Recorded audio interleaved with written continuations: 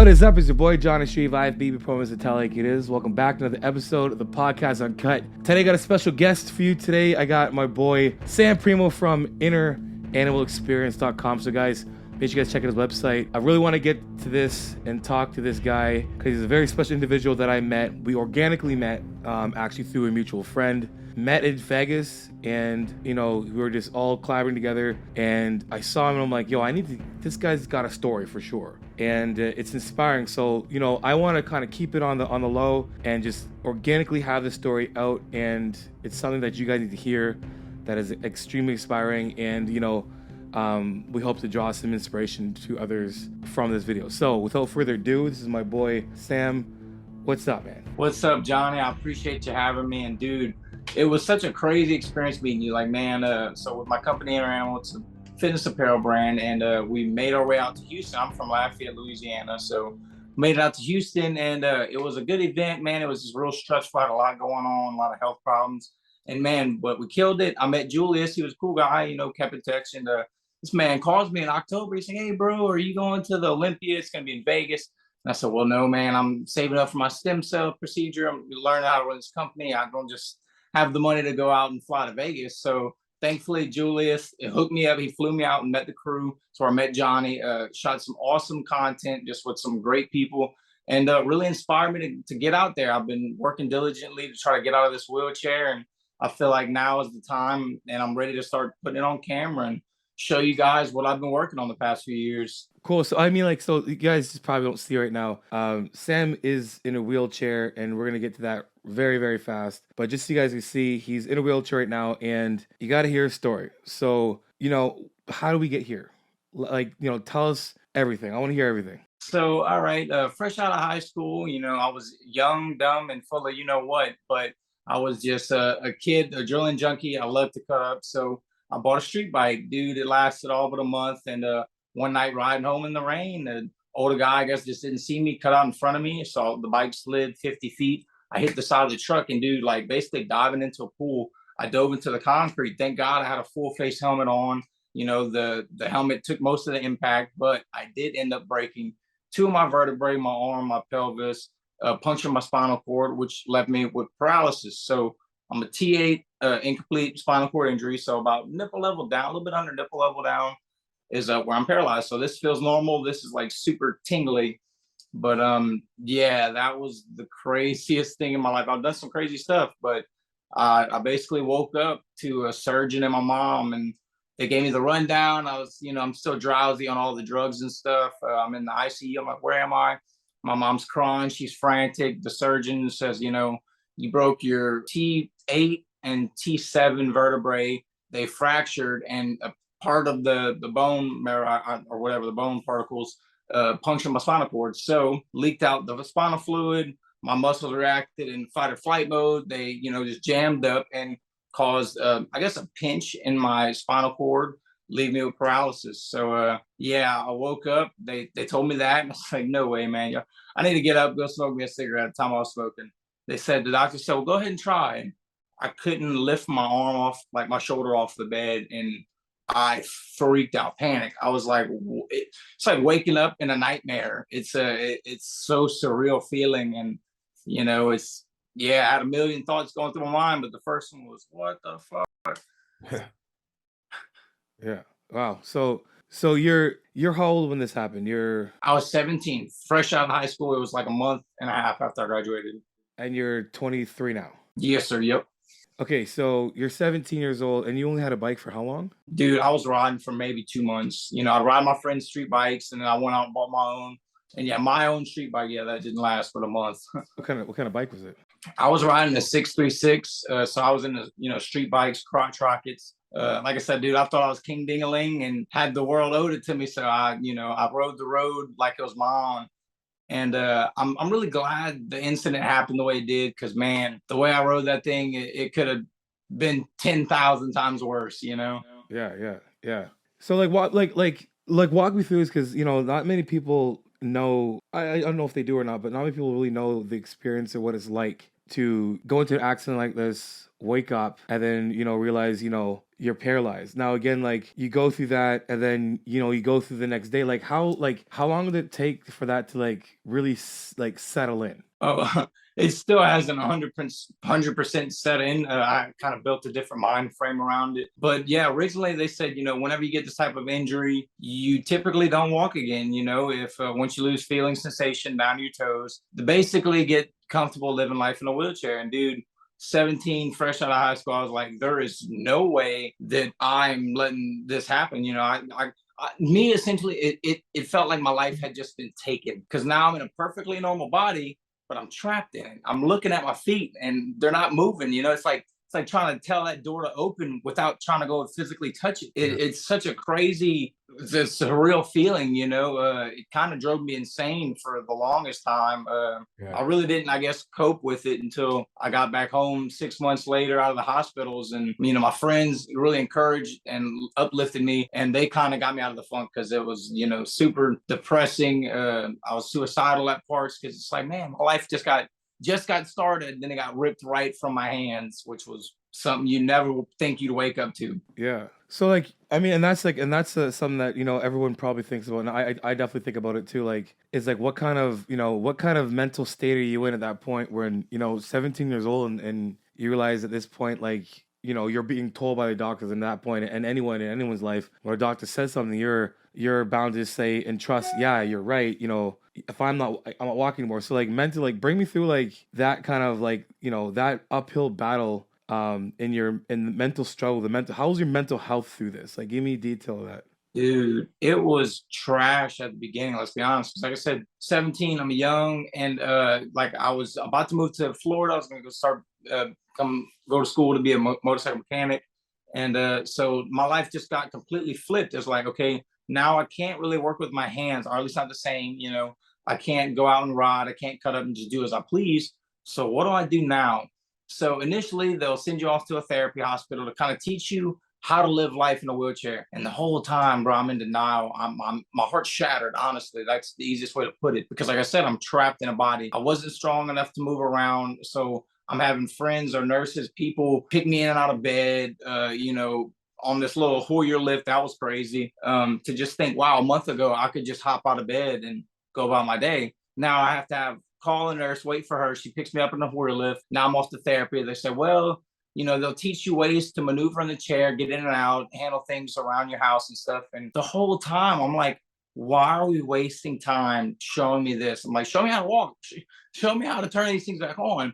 But they had to instill it in my head, like, it's not a simple on and off switch. It's a neurological, pathway is getting blocked or disturbed, disrupted. So if you can't feel them, you're not going to move them, essentially, is what I had, been led to believe. And the whole time in my head, I'm like, dude, I was walking for 16 years before, and you telling me I could never figure this out. I wouldn't accept it. I still don't accept it to this day. Yeah, yeah. Like, what? Like, there's a turning point in this. So this isn't a dark story. This isn't, no. Obviously, parts of this is, is sad, because where we are right now, like, the person you're describing, obviously, at the beginning of this stage isn't the person that I've met at all. No. So how does this thing change? Like, where are you starting to see the light at the end of the tunnel? Like, is there hope? What kind of hope is it? What's going on? What was a turning point that brought you to where you are right now? So that's when life really flipped for the positive. So obviously I was down and out, super depressed. I couldn't even move around. So I have a really good friend of mine, Nick. He was like, bro, you're working with 25% of your body. Like, you obviously have to get stronger to be able to get in and out of bed, move around. And I'm like, all right, really reluctant. I finally went with him, to Planet Fitness. We started working out. Dude, I freaking hated it at first. I felt like an outcast. People were staring. They don't mean to, but it's just kind of human nature. And I'm like, bro, I'm a peewee toothpick. I'm clanging weights, not really liking it. But I knew essentially that in my head, I'm like, okay, I have to get stronger. That's obvious. So I got into a routine. I started going real often. Then I met another friend, Will, over at the gym. And dude, he came pick on me as an older guy. He said, look, son, you look like you don't want to be here, but you might need to be here. So he walked me through the gym. He taught me, look, these different exercises are what you might need, or taught me the different angles, different reps, the essentials of bodybuilding, I guess you'd call it, is what he taught me. Then he introduced me to another friend of mine, Nathan, who he's a paralyzed bodybuilder. And Nathan, after telling him, I said, Nate, I don't believe this. I'm not going to stay in this chair forever. He said, well, look, these are some things that if you do, it might improve your possibilities. So that's when nutrition came in. That's when structure and routine came in and discipline. And I'm learning all this stuff. I'm like, what's going on?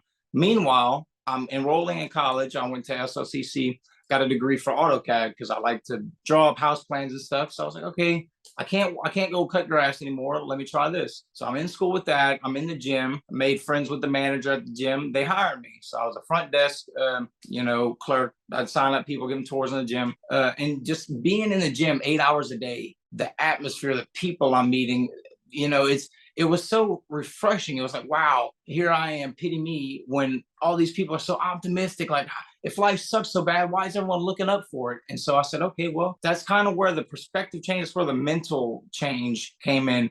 So I got super drilled in on the training. My buddy was, he was personally training me, I guess you call it. And because he said, okay, well, if you want to walk, dude, you got to get strong. You got to get real strong if you want to move around dead weight. I said, well, so that's what I did. I got extremely strong. With the help of all these friends I'm meeting and being in the gym all the time, I finally came out of that bubble, because man, I was held in. I didn't want to talk to people. I felt like the outcast. But working at a gym, you're the front face of the gym. You have to talk. So I got good at it. I realized, okay, well, people aren't all that bad. I shouldn't be mad at the world and all these people that didn't do anything to me. So I, built friendships, built relations, built communication skills, and yeah, that's where I realized, okay, well, the gym is where I need to be. So that's where I was at. Yeah. Where do you draw strength from? I mean, like you've, and it's a blessing that you've had some, like, obviously some spectacular people in your life that care, and it just comes down to it. Like, when shit hits the fan, you'll really see who's there in your life. And you had that, but like, where do you draw that inspiration from? Because, like, honestly, like, you have like someone like yourself, and I I gotta be careful how I say this, but like, someone like yourself has every excuse in the world, and understandably so, to say, I'm done, I give up. Like, what is, because we could talk motivation all we want, and that only lasts for so long. But for someone like yourself, where do you draw that from? Like, what gets you out of bed and says, man, I'm gonna continue. Because there's another side of the story that we haven't got to yet, that we're gonna get to very soon. But what is that gets you there every day, every morning? Fear. I think my biggest drive to start up my day at 2 a.m, make my coffee and get to my routine, is fear. I was put in this position, and I'm not, like I said, I'm trapped in my own body. It's like, it scares me to death to think that I would have to do this for another 80 years. Because at the beginning, I said, if it doesn't revert and fix itself in the next however many years, I'm gonna kill myself, blah, blah. But thankfully, I got out of that mindset, and then so I'm scared to be stagnant, if that makes sense. If I woke up and I'm breathing still, I'm relatively healthy, I'm gonna try, whether that's making progress or maybe I'm just sitting there spinning my wheels in the mud. At least I can say I put my effort into it. So if at the end of this, if in 70 or 80 years, if I never made it and never accomplished my goals, so be it. But if I'm betting on anything, I'd be betting on myself, and my work ethic. That's where I found that I had a work ethic that I never knew about.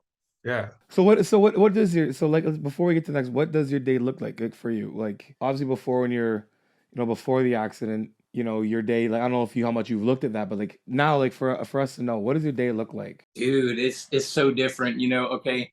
So obviously, I wake up. It's usually about 1:30, 2 o'clock in the morning. That's about the time I prefer to wake up, really early. I wake up, make my coffee, kind of just chill, wake up for the day. Drink my coffee, drink a bottle of water, use the restroom, shower, get cleaned up, go to the gym, and that in itself usually takes about an hour and a half, 2 hours. So we're at 4 o'clock now. I get to the gym, around 4 o'clock. I could train really efficiently for maybe 2.5 hours, because around 5:30 is when a lot of people start to come in. So I get, sidetracked, people talk, X, Y, and Z.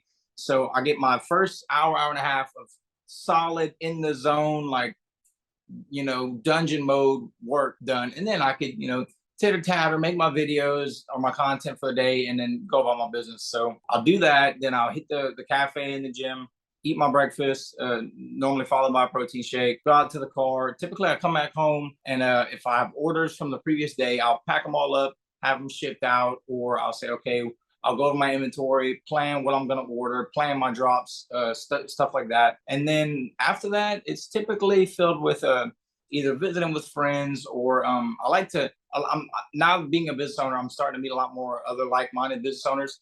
So it's cool to go brainstorm and just collab, and like that's whenever I get fired up, because you never know what one idea could ping off to another. So lately, I've been trying to really delegate some time towards that. I also today I was off of therapy. My therapist is sick, but I've been doing therapy. So cool thing, I met this physical therapist at my gym, right? So me and him, we exchange words, hey, what's up, whatever, nothing special. But he noticed my leg workouts were progressing. He said, well, this, I'm a licensed physical therapist at, blah, blah, blah, over here in Lafayette. Would you want to come work with me? I said, man, I'd love to, but my insurance isn't going to cover it, because after so many years with paralysis, insurance kind of like, that's all you're getting, sort of thing.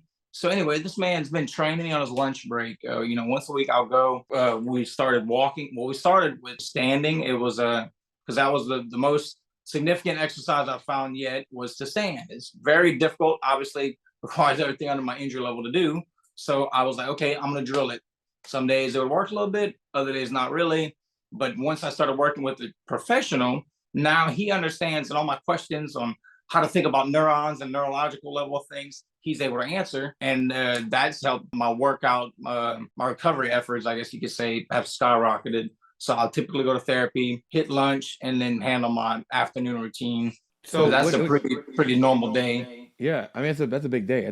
I mean, like, and for viewers that are watching this, what time do you go to bed at? So I prefer to be in bed like 4:30, 5 o'clock in the evening. I'm happy as can be. It's not, that's the ideal world. It doesn't always happen, but I try to at least aim for 7 to 8 hours of sleep if I can. Yeah, so just so it's because I want to make sure people understood that you're getting up at 1:30 in the morning. It's not because you're going to bed at 12 o'clock at night. That is a long day, and a lot of that time being long is because you have to maneuver yourself around, not like everybody else is. Not as you just can't do as much. It takes more time for you, obviously. Right. Like I was breaking down the numbers the other day, talking with a friend, and man, on an average exercising, and granted it might be different for everybody, but dude, I spend at least 30 minutes in the bathroom, because with catheterizing, you have to take the package out, put your gloves on, blah blah blah, get everything ready to cath. Bro, every time I pee, it's at least a 7-minute procedure, to do it, dump it, throw it away, go wash my hands. Now I'm back on the gym floor. So at least 30 to 35 minutes per workout just in the bathroom. And I said that's on a very average day. It's consistently, like I said, it might be different for everybody, but I have I think it's called a neurological bladder, or neurogenic, to where it's like it spasms more often than normal. So it's like kind of like a child, like a kid, they wet the bed or whatever, they pee often because they don't know how to hold it. I can't tell my bladder, hey dude, hold up, we're doing something. My bladder's like, hey, you better get to the bathroom quick. And so I do. Yeah. Wow. Yeah.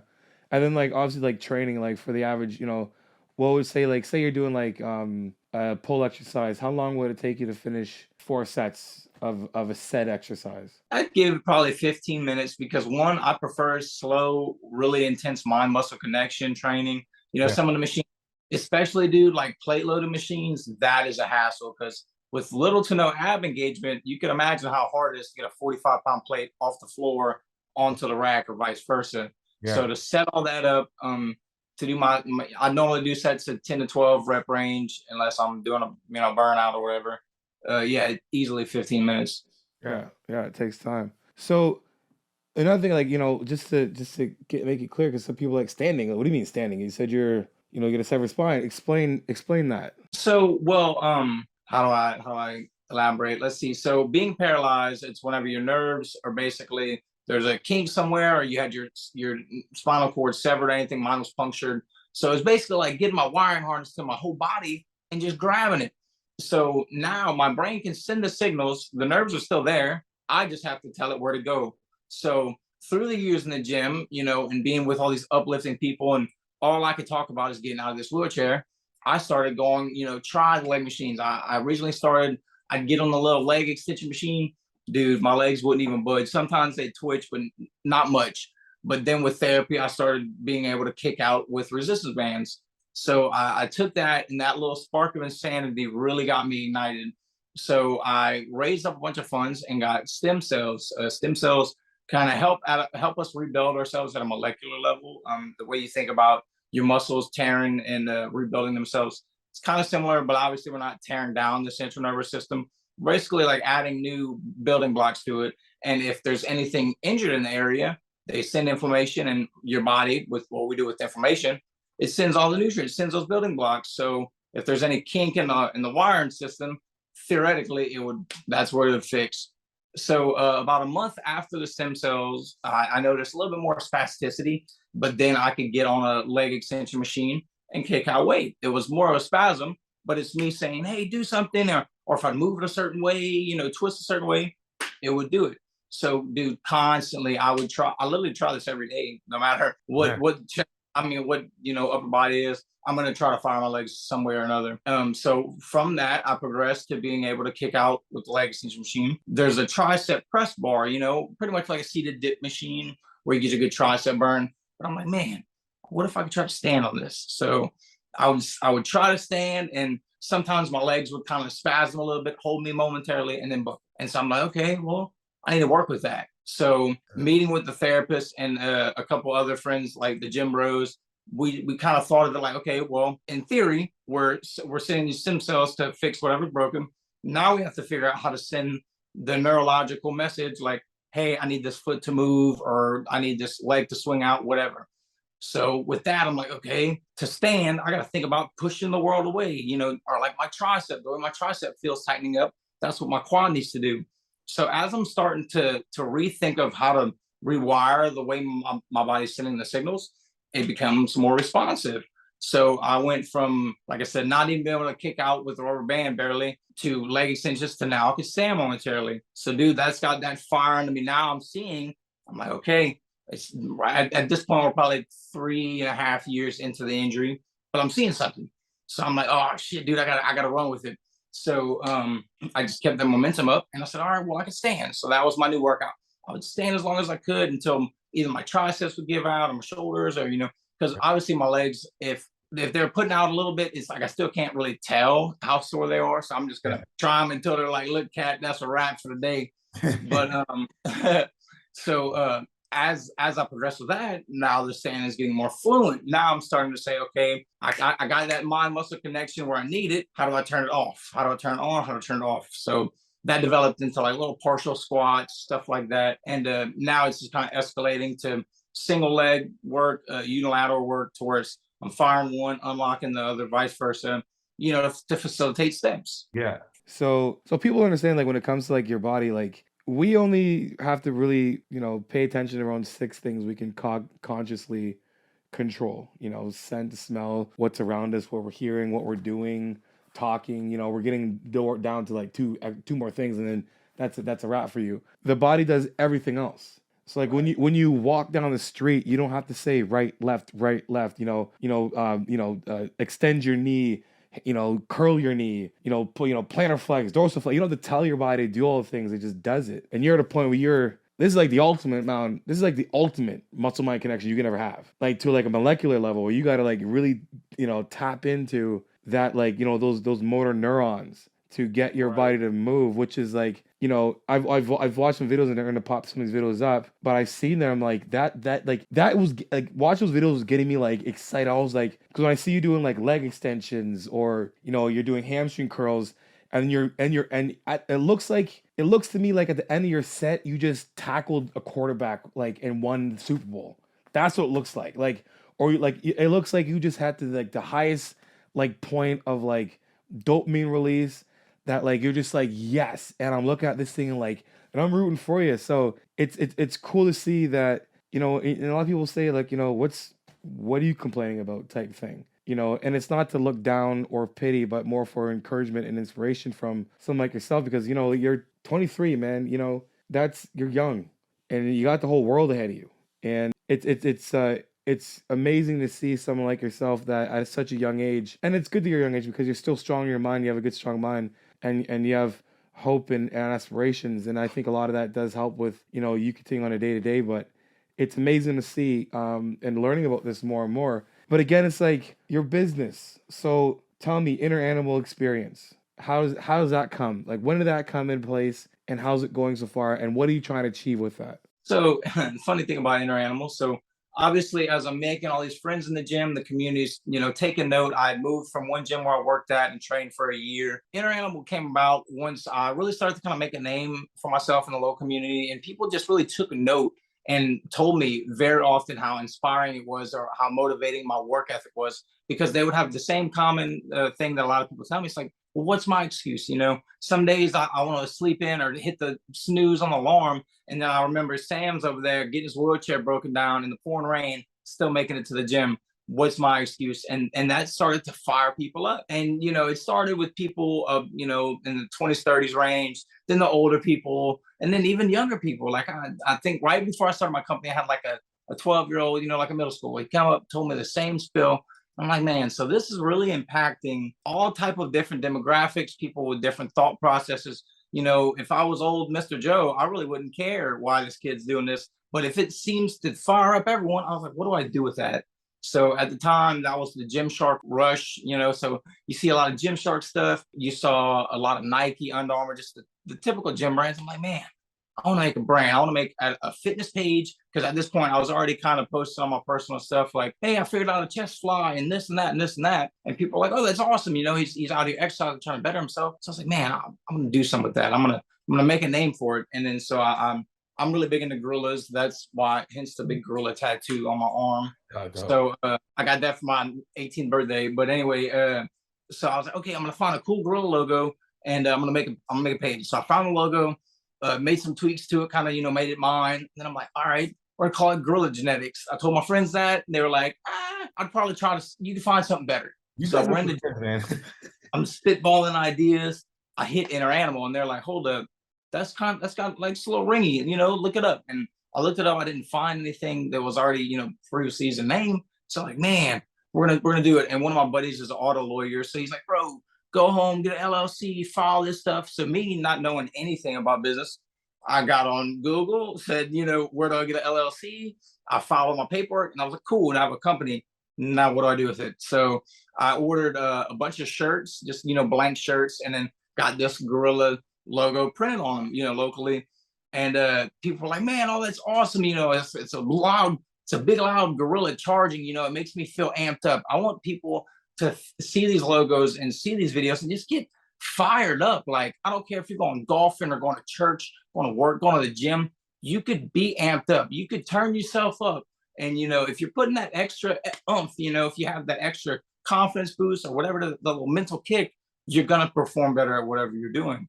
Like me, I don't wake up and I'm not motivated. I'm like, oh man, I'm gonna go to the gym. And like some days it's like, man, it's a drag to get out of bed. But I know I have that gear that I can unlock. And once I do, like you said earlier, it's like the biggest rush of dopamine ever. It's like hitting a new PR. I'm like, whoa, let's go. And even a simple leg kick, I'm sure people that don't know me, outsiders, they see that.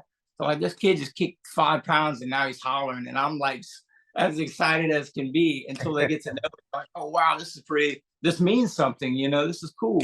Yeah, yeah. No, it's inspiring because it's like when I think of Inner Animal, and then I think of like you back an animal into a corner that's going to fight to the death. If an animal gets hurt or injured, maybe from another animal or a man-made trap or something, that animal's going to continue to live as possible, no matter what the environment is. So it's very like it's such an amazing brand that makes complete sense.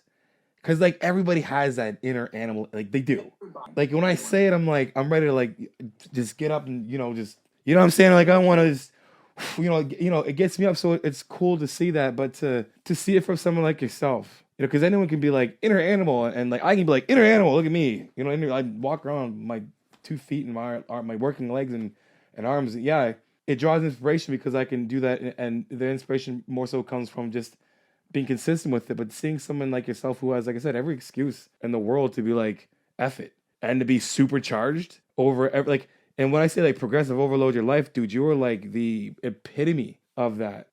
Which is like, like after like honestly, like, guys, after meeting Sam, like after I met you, bro, like when I was when we were in Vegas and we were there for a week, I literally got to spend a week with you almost, and watching you carry on and do your thing, and watching people around you, and just the looks in their face of just like you're a mascot, dude. Like you're walking amp you up person. And it's amazing to see. And I think a lot of people need to see this, but not only just like someone like myself, but other people who have, who are in the same situation as yourself. And I think that's extremely important because, we can say my life can be worse, but there's people just like yourself who need to have someone like you to like there is hope. And maybe it's not standing up, but just at least the will to continue to move on every single day. That I think is the biggest takeaway for anything is like no matter your situation, you as long as you're breathing, you're living and you're doing that to like on another level, Brand. Because that's all I literally like to say. I don't want to take anything from you at all, but just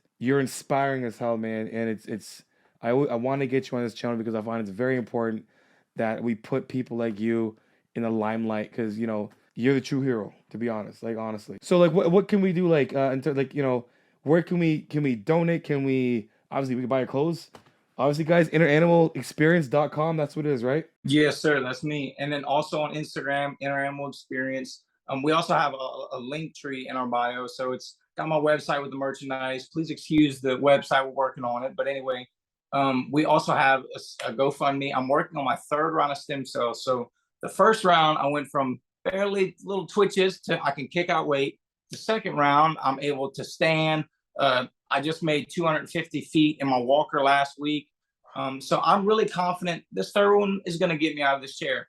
But will it? We're going to find out.